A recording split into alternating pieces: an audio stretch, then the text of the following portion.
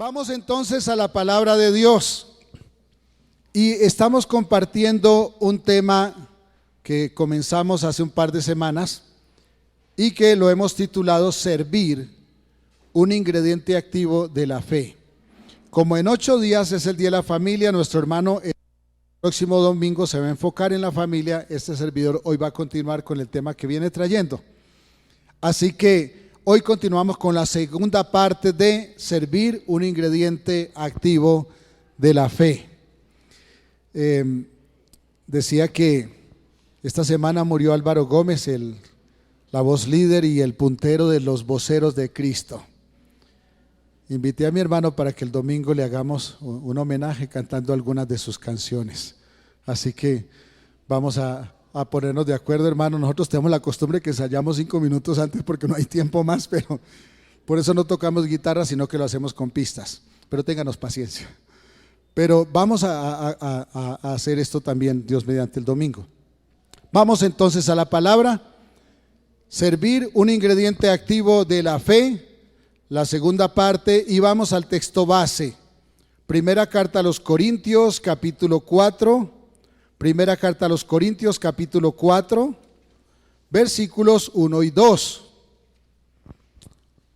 Así pues, téngannos los hombres por servidores de Cristo y administradores de los misterios de Dios. Ahora bien, se requiere de los administradores que cada uno sea hallado fiel. Señor, es tu palabra y te suplicamos que al abordarla, la luz que hay en tu palabra sea sobre nosotros por tu Espíritu Santo. Señor, que pongamos en práctica, que vivamos conforme a esta palabra. Gracias, nuestro Padre, tuya es la gloria para siempre. En el nombre de Jesucristo, tu Hijo. Amén. Amén. Ya estudiamos que el servir es una demanda del Señor para todos sus hijos. Es decir, es una orden de Dios para todos que sirvamos. Pero que nosotros, los hijos del Señor, debemos hacerlo, tenemos la obligación de hacerlo, pero no lo debemos recibir como una imposición, es decir, como una obligación, sino como lo debemos tener como una disciplina espiritual. Y si es disciplina, debe ser voluntaria. Todo cristiano voluntariamente debe decidir servir, no solamente porque el Señor lo exige, sino porque de su corazón debe nacer la decisión, la voluntad de servir. También ya estudiamos que la carne se opone a que sirvamos, se opone a que lo hagamos como Dios exige, como Dios demanda. Y allí entonces anotamos que la pereza y el orgullo son 2 frutos de la carne que detestan servir.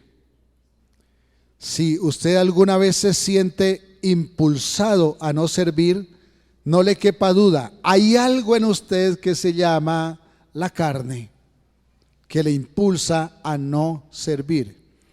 Es más, generalmente no queremos servir porque o queremos amontonar más para nosotros o estamos tomando revancha de alguien. Queremos pasarle una cuenta de cobro por alguna razón y entonces nos negamos a servir. Y estos pedidos que muchas veces asaltan a nuestra mente son pedidos de la carne. Y los frutos de la carne son pecado. ¿Y por qué la carne rechaza servir?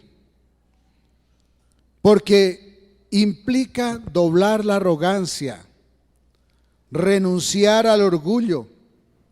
Y como dijimos en la primera parte, esto implica muchas veces, por no decir siempre, inclinarnos y lavar los pies de la amada del Señor, que es la iglesia.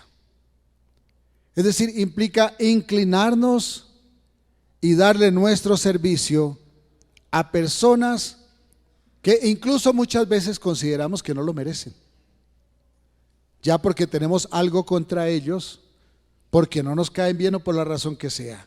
Pero como dije, estos son pedidos de la carne.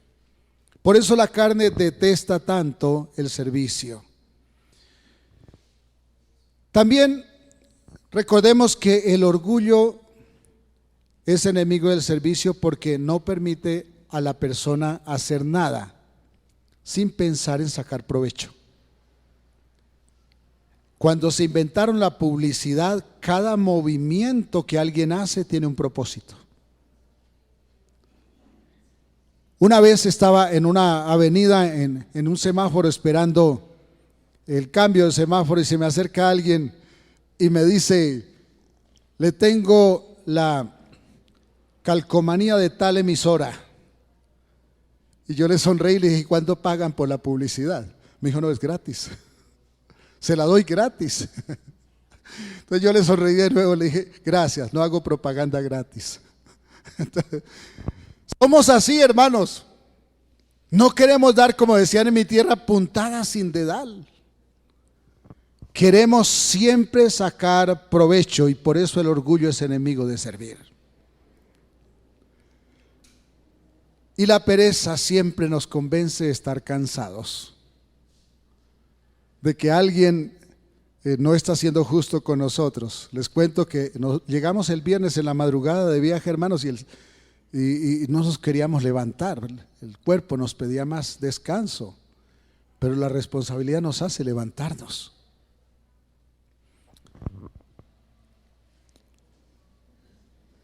Pero el servicio para un hijo de Dios, y debiera ser para todo el mundo, pero por lo menos para un hijo de Dios, debe ser una disciplina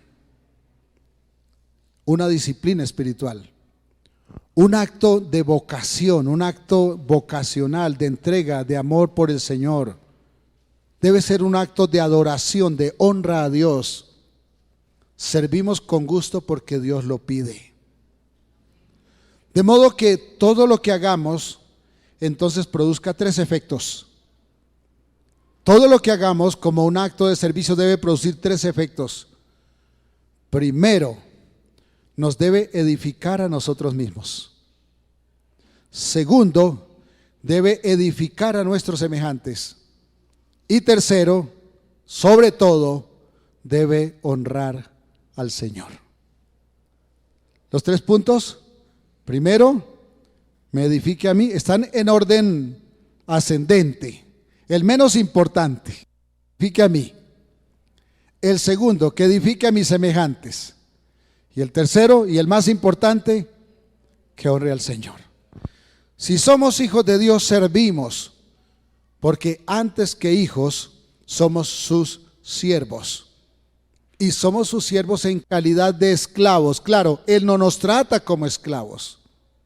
Nos trata como hijos, y nos dio condición de hijos, y nos trata como hijos. Pero nosotros debemos sentirnos como sus esclavos. Y por esta razón servir exige diligencia y disciplina. Y traducido esto a una sola palabra es fidelidad. Servir exige disciplina y diligencia, lo cual se traduce en fidelidad. En la primera carta a Timoteo, capítulo 4, versículos 7 y 8, el apóstol Pablo le escribe al alumno, a Timoteo, quien además desde muy joven fue pastor. Y el apóstol Pablo le dice: desecha las fábulas profanas y de viejas. Y luego le ordena: ejercítate para la piedad. Ejercítate para hacer las cosas al derecho, para hacer las cosas bien, de tal forma que honren a Dios. Voy al versículo 8. Porque el ejercicio corporal, ese que se hace aquí en el gimnasio de enfrente o en cualquiera que lo haga usted, ese para poco es provechoso. Pero la piedad para todo aprovecha, pues tiene promesa de esta vida presente y también de la venidera. La ventaja del ejercicio espiritual es que Cuando lo hacemos bajo el régimen de la piedad, es decir, adecuadamente, de tal forma que honre a Dios, de tal forma que me edifique a mí y edifique a mis semejantes, esto tiene una promesa de Dios para nosotros en esta vida y en la venidera. Quien actúa piadosamente, quien obra piadosamente, quien sirve piadosamente, recibe recompensa en la tierra y recibe recompensa en el cielo. No se nos olvide, es que en los cielos hay recompensas. Allá habrá escalas. Lo que pasa es que nadie va a mirar qué tienen los demás como nos pasa aquí.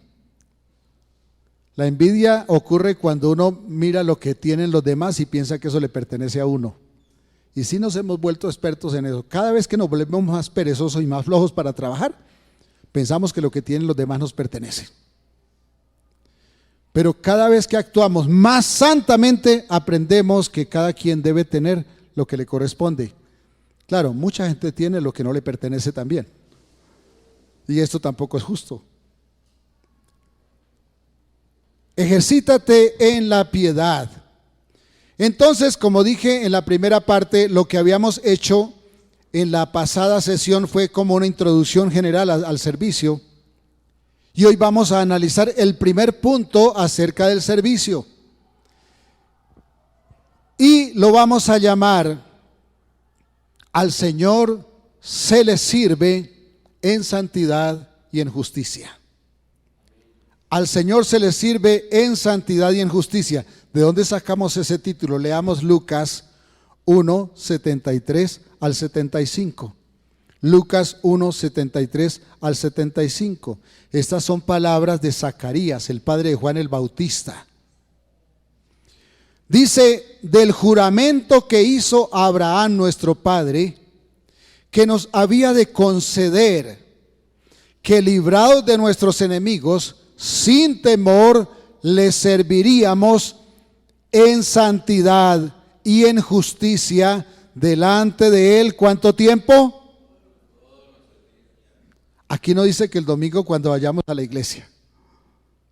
Aquí dice que todos nuestros días. Es decir, un hijo de Dios debe ser hijo de Dios y debe mostrarse como hijo de Dios todos los días, en toda circunstancia. No solamente en la iglesia, ser como una ovejita. También debemos serlo en la calle. Bueno, las ovejas sufren de desorientación, de poca vista y de torpeza, pero eso somos nosotros delante del Señor, bastante torpes, por cierto. Pero nos debemos comportar como sus hijos. Mi suegro decía hace muchos años: la esposa del rey no solamente debe ser la reina, también debe parecer la reina.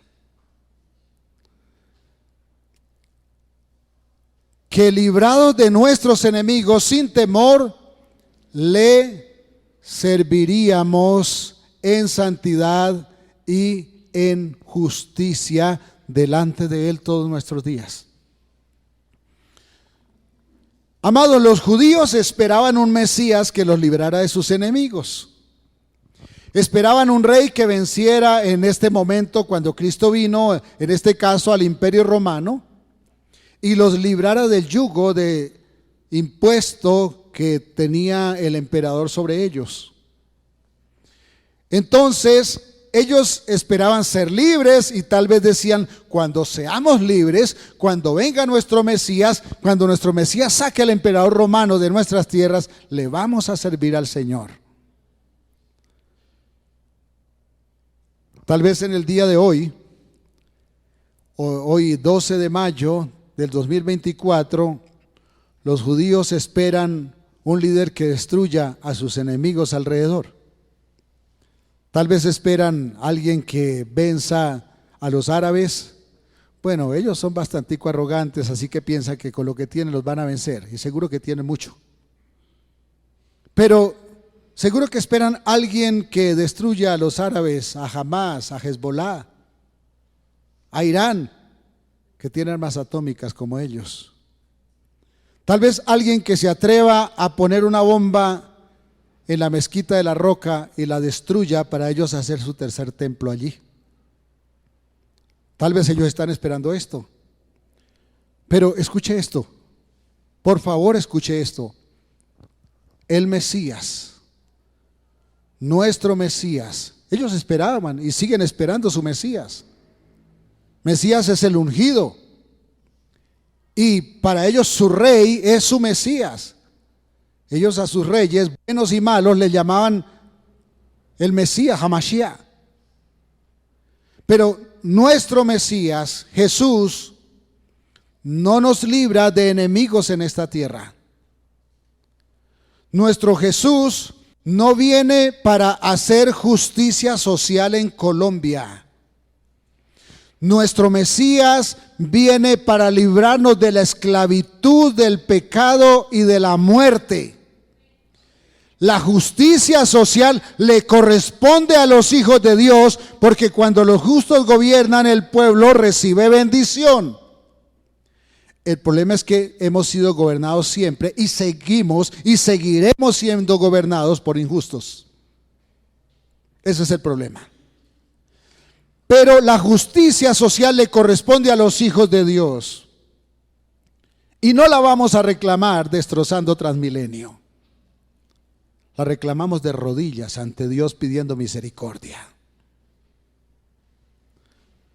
Nuestro Mesías nos libra de la esclavitud, del pecado y de la muerte. Hermanos, la profecía acerca de que siendo libres le serviríamos libremente en santidad y en justicia, esta no era una profecía propiamente para el pueblo judío. Es una profecía para la iglesia. Porque nosotros hemos sido hechos libres del yugo del pecado, libres de la esclavitud del pecado. El padre de pecado fue derrotado y fue despojado de todo poder. ¿Usted sabía eso? A veces la pasamos por allá mirando a ver dónde está el diablo para sacar la Biblia y pegarle un bibliazo. Hermanos, el diablo fue derrotado. Cristo le venció. Está bajo sus pies y Él dio poder a la iglesia para sujetar también al diablo. Así que no tenemos por qué vivir bajo el yugo del pecado, bajo el yugo del temor, bajo el yugo de la esclavitud. Si el Hijo os libertare, seréis verdaderamente libres. Entonces, libres de esclavitud del pecado, estando el padre de pecado derrotado y despojado de todo poder, nosotros, sus hijos, le servimos voluntariamente y sin impedimento, como dice la palabra, sin temor. La pregunta que surge aquí para usted y para mí es, entonces, ¿por qué rehusamos hacerlo? Llévese esa pregunta en su mente, en su corazón. ¿Por qué rehusamos servir al Señor en santidad? Si Él nos ha hecho libres, si ha despojado al padre de maldad de todo poder para destruirnos, ¿por qué nosotros nos negamos voluntariamente a servirle? Usted y yo debiéramos no tener ningún impedimento real para servir al Señor, para obedecer sus demandas, porque Él nos liberó de la esclavitud del pecado y sujetó al diablo, padre de toda maldad, bajo su total dominio y bajo su total autoridad. Y como dije, dio autoridad a la iglesia sobre el pecado y sobre el diablo. Dio autoridad a sus hijos. ¿Por qué no le servimos? Nuestro solemne deber es servirle.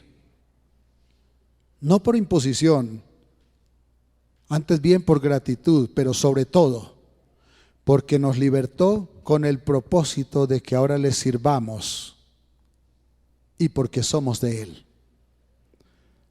Como lo dijo aquí en este texto que leímos en Lucas 1, el sacerdote Zacarías, servirle sin temor, es decir, sin ataduras.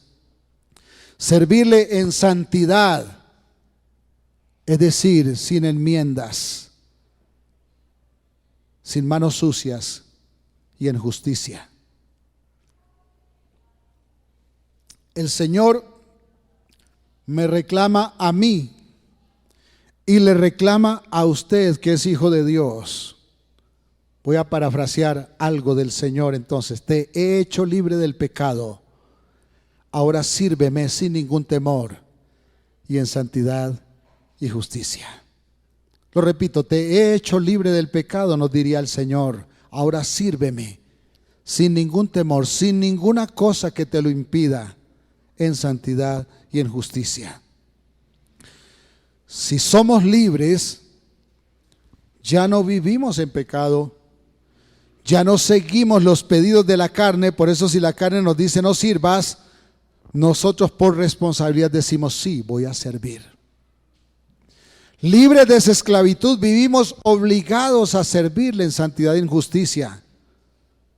Pero entonces surgen un par de preguntas más.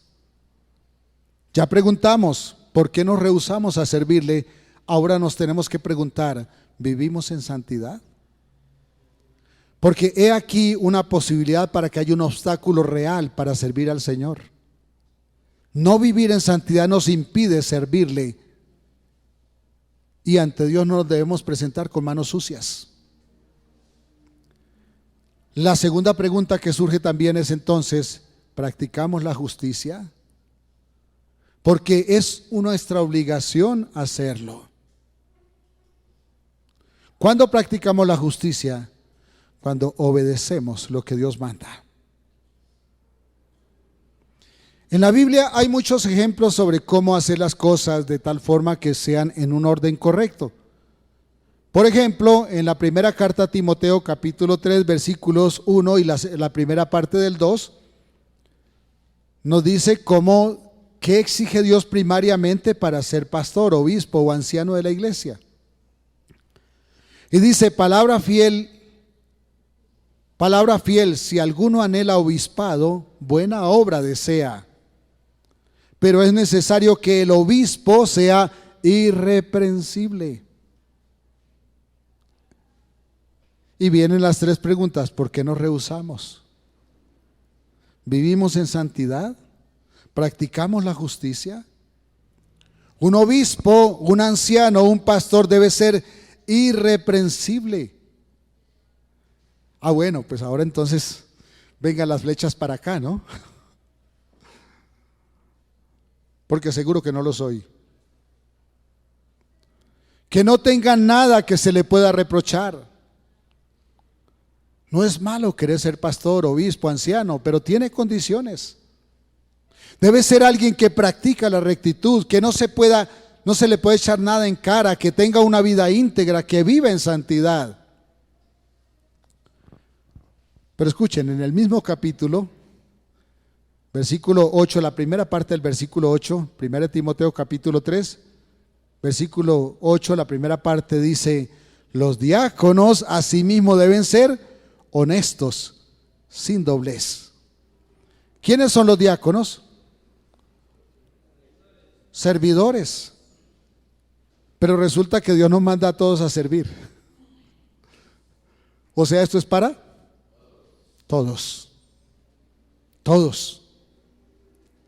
Estos son los requisitos para el diaconado en la iglesia, pero realmente es un requisito para todos. ¿Qué se requiere? Que todo el que sirve en la iglesia, sea pastor, sea diácono, servidor, sea maestro, del grupo de oración, del grupo de alabanza, quien acomoda las sillas, quien barre el templo, el miembro de cualquier ministerio, se requiere que lleve una vida irreprensible, irreprochable, digna, íntegra, esto es, en santidad. No podemos servir al Señor de cualquier manera. No debemos manchar la honra de la iglesia y del Señor sirviendo con manos sucias, viviendo en pecado, porque el Señor es santo. No podemos ofrecer al Señor un servicio empañado con nuestros vicios o cualquier práctica pecaminosa. Quien pone sus manos en el lugar de los santos debe tener las manos limpias. Yo quiero preguntarle, ¿usted da la talla? Bueno, yo tampoco. no somos limpios por nuestras obras, sino por las obras de Cristo. Cristo pagó por lo que yo no pude. Por eso lo mejor que puedo hacer ahora es bajar mi cabeza, renunciar a mi orgullo, inclinarme ante Él y hacer lo mejor que pueda con la mayor santidad, que aunque no sea digno de Dios, en Cristo se hace digno. Porque Abraham creyó y le fue contado por justicia. Amén. Con eso le estoy diciendo, sí, usted y yo no somos dignos, pero tenemos un deber, hacerlo.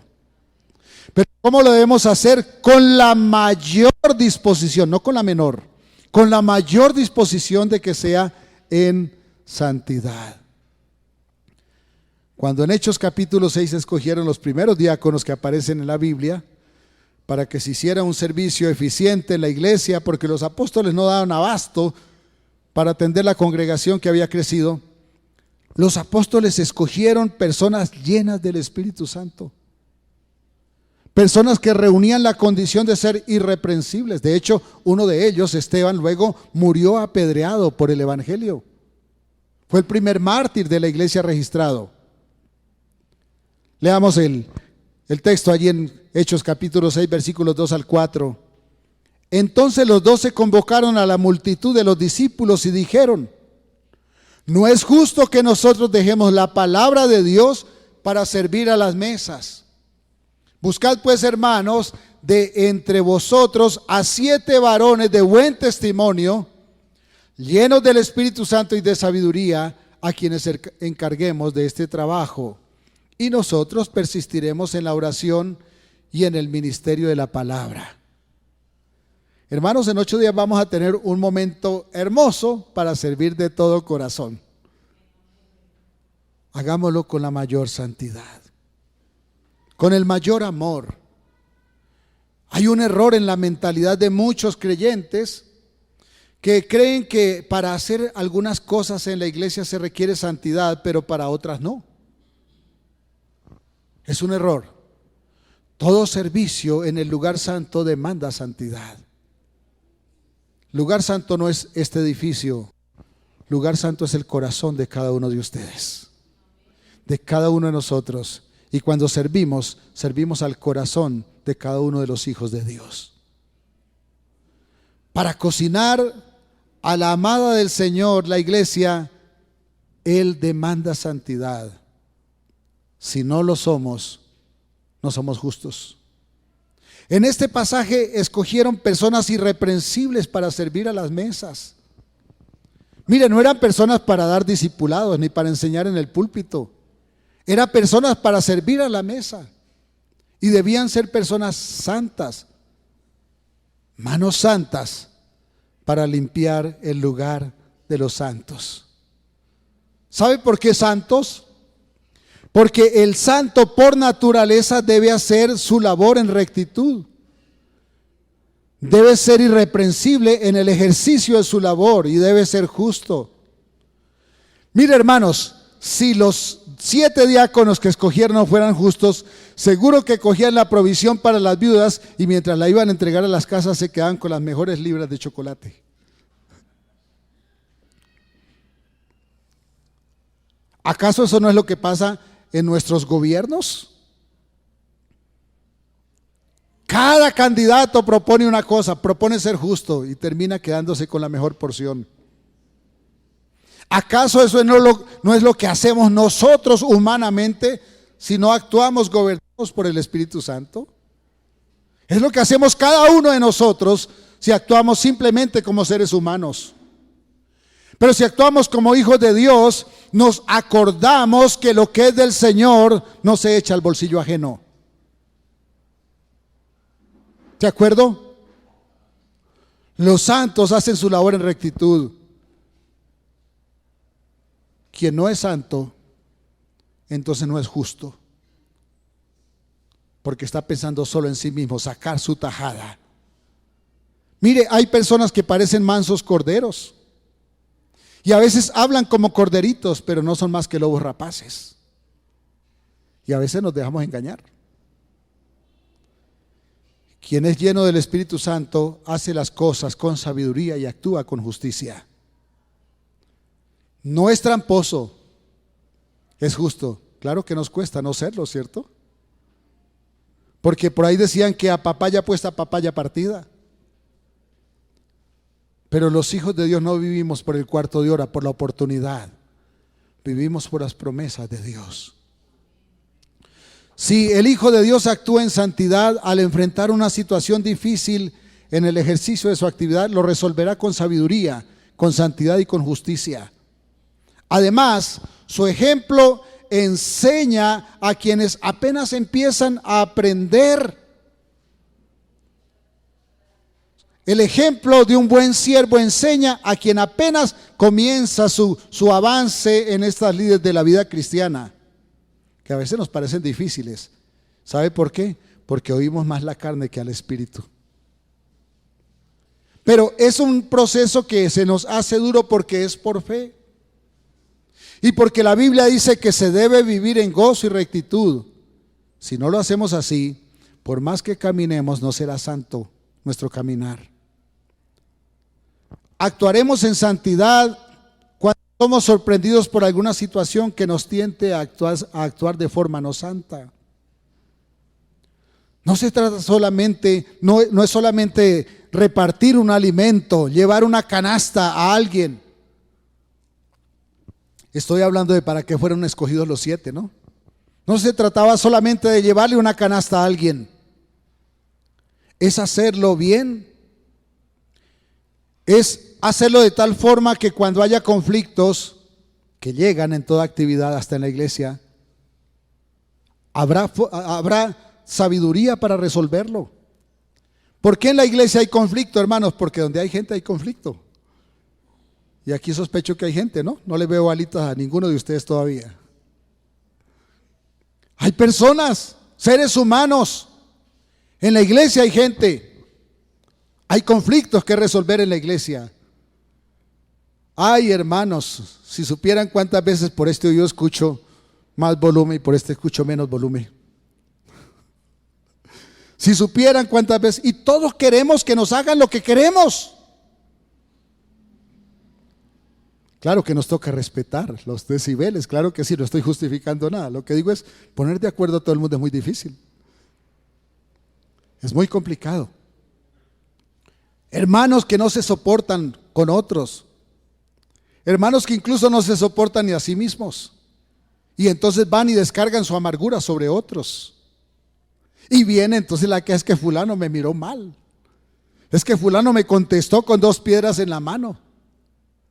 Aún los mismos servidores tendrán conflicto porque cada uno quiere hacer las cosas a su manera. Por eso aquí hemos tomado una decisión, es que hay un conducto regular. ¿Para qué? Para que el oficio del culto sea lo más sensato posible y también lo más en acuerdo posible y que se quiten los conflictos. Soportarnos unos a otros es difícil porque eso demanda santidad. Porque la santidad obra en el amor y el amor cubre las faltas de mi hermano. El amor no se pone a señalar los defectos de mi hermano, sino que siempre lo entiende por su condición de humano. No solamente nos vemos como hijos de Dios, sino también como humanos, faltos de sabiduría y faltos de entendimiento, porque así somos.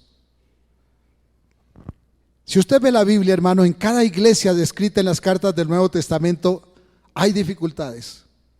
Había diferencias entre hermanos, conflictos que resolver, pecados que corregir. Lea las cartas del apóstol Pablo y se dará cuenta que esto es verdad. La única forma de no caerle a los demás encima cuando sentimos que han hecho algo malo y destruirlos es actuar en santidad, porque se corrige con amor. Y entonces en vez de destruir a alguien se lo edifica. No se trata de estar de acuerdo con las faltas o los pecados de alguien, pero sí levantarle en sabiduría antes que destruirle con falta de sabiduría. Ser creyentes no nos evita los conflictos. Ser hijos de Dios no nos evita tener dificultades, pero sí nos obliga a resolverlos en santidad y sabiduría. Por eso es vital que vivamos en santidad y actuemos en sabiduría. Los conflictos se deben resolver como cristianos, nunca como lo hace el mundo. No es con pedradas, no es devolviendo mal por mal, es en santidad, es resolviendo cada situación de acuerdo con la palabra de Dios, solo de acuerdo con la palabra de Dios. No se debe prestar un servicio de cualquier manera y pretender que sea agradable al Señor. Debe ser en santidad y en justicia, y eso incluye que seamos irreprensibles y que hagamos un servicio voluntario y con amor. Vamos a orar. Nuestro Padre, seguro ninguno de nosotros da la talla para tener el privilegio de servir con manos limpias, pero Cristo las tuvo, y Cristo presentó mis faltas y las faltas de tus hijos delante de ti, cubiertas por su propia justicia, para que nosotros fuésemos hallados justos. Nos cuesta disponer a hacer las cosas en justicia. Nos cuesta disponernos a obrar en santidad. Por eso te suplicamos que tú nos concedas que por tu palabra aprendamos a servirte con toda entrega, en toda justicia y en toda santidad, libres de todo temor y sobre todo libres de apegos por nuestros propios deseos. Gracias porque nos tienes tanta paciencia. Ayúdanos a ser mejores hijos tuyos. En el nombre de Jesús. Amén. Dios les bendiga. Un abrazo para todos.